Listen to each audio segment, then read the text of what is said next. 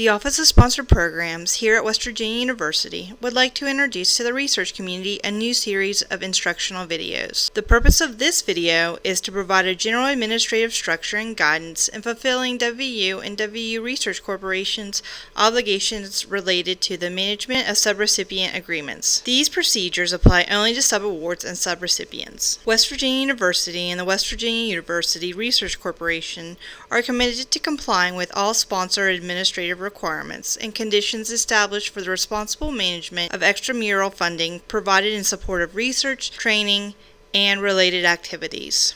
First, what is an award? The term award means the legal instrument that sets forth the terms and conditions, including the scope of work and funding level, for grants, contracts, and cooperative agreements that support research, training, and other mission activities of the University of WVU and the Research Corporation. Most of West Virginia University's sponsored projects are carried out exclusively through one of the university's colleges, schools, affiliates, or centers.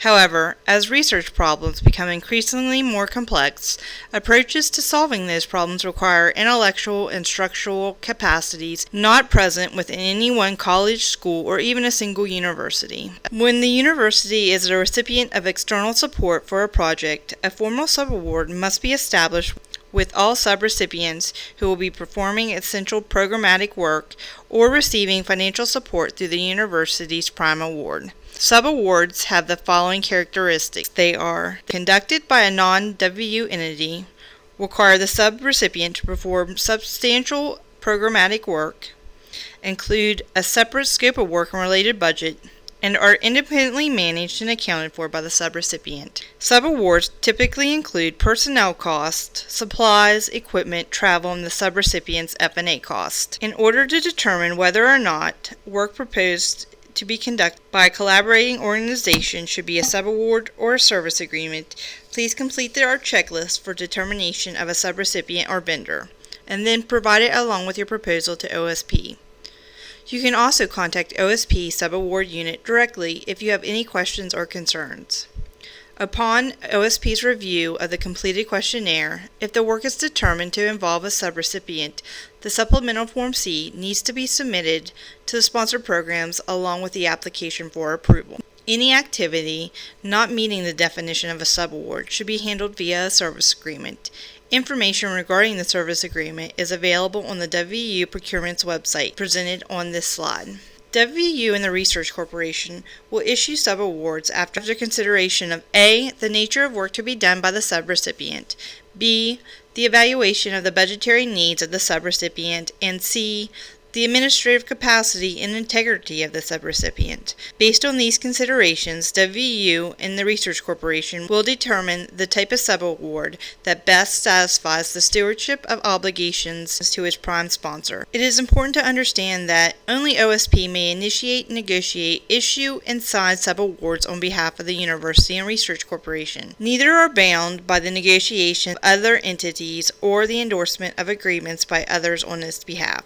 The subaward scopes of work and budget documents must be approved by the subrecipient's authorized official prior to the OSP's preparation of it or issuance of a subaward. Modifications to subawards shall be initiated, negotiated, issued, and signed by OSP and OSP only. In keeping with OMB Uniform Guidance Policy, OSP will do the following as part of its subrecipient review process. We will confirm that the potential or current subrecipient organizations and those directing work for them under the proposed subaward are not on the denied parties list, specially designated nationals, or debarred or prohibited from doing business with the state of West Virginia and the U.S. government. We will ensure that all federal subawards include a clause requiring the subrecipient's invoice state that the costs are in compliance with OMB uniform guidance and the sponsored requirements. Similar compliance statements will be required for non-federal subawards as well. Finally, we will ensure the inclusion of appropriate terms and conditions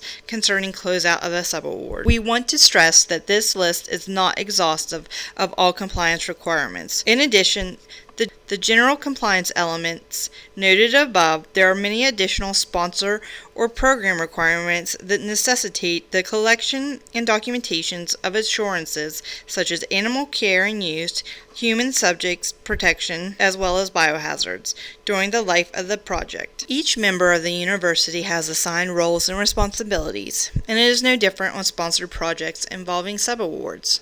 For the role of the principal investigator, they will need to obtain an approved proposal from the proposed subrecipients for incorporation into the proposal submitted to sponsors. They will need to review subrecipient technical performance reports, maintain communications with the subrecipient, PI, and technical team sufficient to assess the quality and quantity of work being performed, receive, review, and approve subrecipient invoices, notify OSP of any changes that need to be made to the scope of work, budget, or period of performance, and finally notify OSP of subrecipients' failure to provide timely technical reports, invoices, or other requested information. The administrative support person is responsible for reviewing of invoices and comparison of invoices to establish subaward budgets, working with the subrecipient to clarify any changes which appear to be unallowable, unallocable, unusual, or excessive, advising the PI or PD of invoice issues, preparing and attaching subrecipient invoice certification form to all subrecipient requests and paying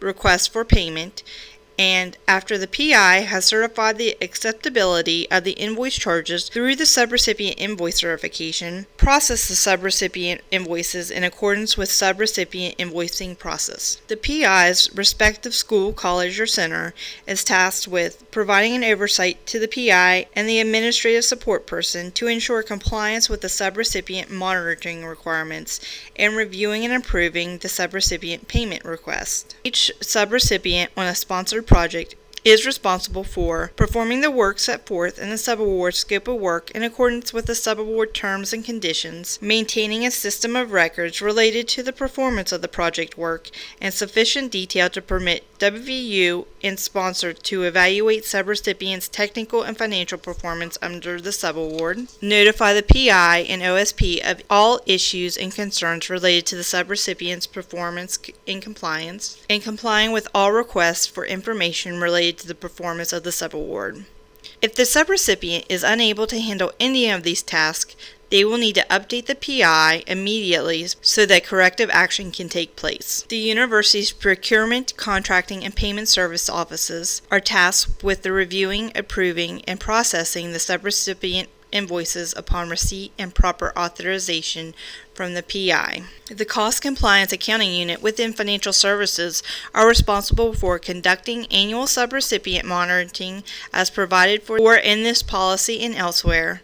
The determination in conjunction with OSP and sponsored research accounting, the type of monitoring required for subrecipients not subject to OMB uniform guidance. The subaward unit within OSP is tasked with initiating, negotiating, issuing, amending, and signing all subawards on behalf of the University and Research Corporation. They also coordinate with the management of subawards on behalf of the WVU or WVU Research Corporation and advise others regarding the fulfillment of their subaward management responsibilities. The units advise the Associate Vice President for Research of all subaward issues or deficiencies that could present a compliance risk to WVU Research Corporation, or a risk to their respective reputations and continuing ability to receive external support. And they ensure each subrecipient proposal has the approval of the WVU PI and appropriate school center officials. They also evaluate subrecipients and those directly responsible for the performance of services under sub-award agreements to ensure that they are not presently debarred,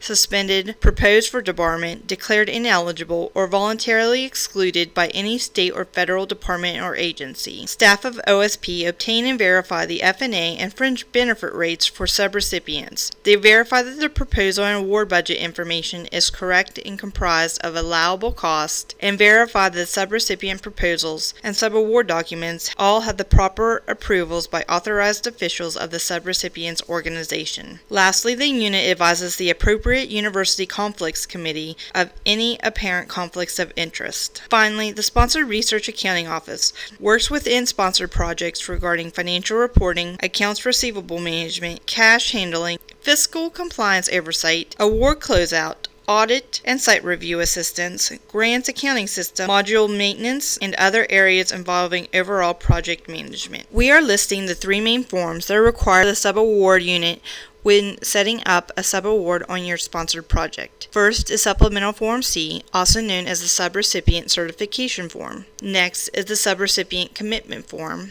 which should be provided at the proposal stage of the sponsored project. Finally is the certification form for invoices submitted by the subrecipient. This form will need to be completed for every invoice processed on subawards. The following university links are provided to direct you to the policies and procedures that could affect your subaward and should be relied upon for the effective implementation of all sponsored projects. If you have any questions or issues in relation to your subaward, you may contact the following offices for assistance. For subaward assistance, please contact the subaward unit within the Office of Sponsored Programs. Questions regarding compliance, you will need to contact the Office of Research Integrity and Compliance. All financial reporting questions should be directed to the Sponsored Research Accounting Office. The Procurement Office can assist you with service agreements.